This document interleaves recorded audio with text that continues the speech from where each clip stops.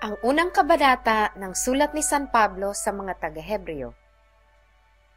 Ang Diyos na nagsalita ng unang panahon sa ating mga magulang, sa iba't ibang panahon at sa iba't ibang paraan, sa pamamagitan ng mga propeta, ay nagsalita sa atin sa mga huling araw na ito sa pamamagitan ng kanyang anak, na siyang itinalaga na tagapagmana ng lahat ng mga bagay, na sa pamamagitan naman niya'y ginawa ang mga panahon.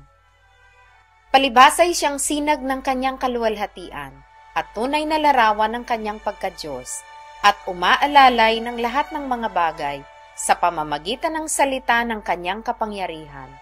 Nang kanyang magawa na ang paglilinis ng mga kasalanan, ay lumuklok sa kanan ng karangalan sa kaitaasan.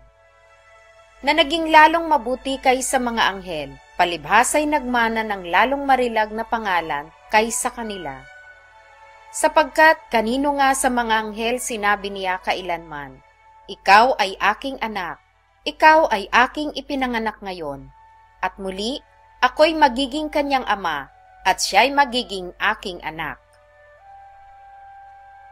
At muli nang dinala niya ang panganay sa sangkalupaan ay sinasabi, "At sambahin siya ng lahat ng mga anghel ng Diyos." At sinabi niya tungkol sa mga anghel, yaong ginagawang mga anghel niya ang mga hangin, at ang kanyang mga ministro ay ningas ng apoy.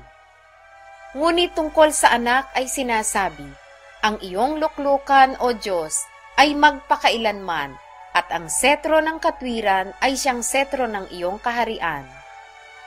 Inibig mo ang katwiran, at kinapuotan mo ang kasamaan, kaya't ang Diyos mo, ay nagbuhos sa iyo ng langis ng kasayahang higit sa iyong mga kasamahan.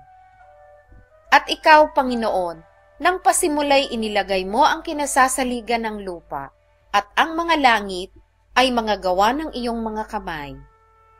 Sila'y mga papahamak, datapwat ikaw ay nananatili, at silang lahat ay mga lulumang gaya ng isang kasuotan.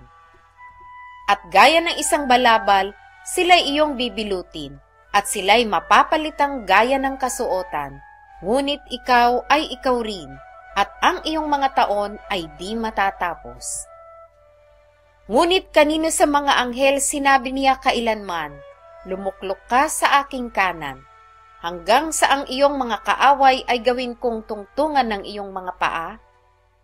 Hindi baga silang lahat ay mga espiritong tagapaglingkod, na mga sinugo upang magsipaglingkod sa kapakinabangan ng mga gmamana ng kaligtasan?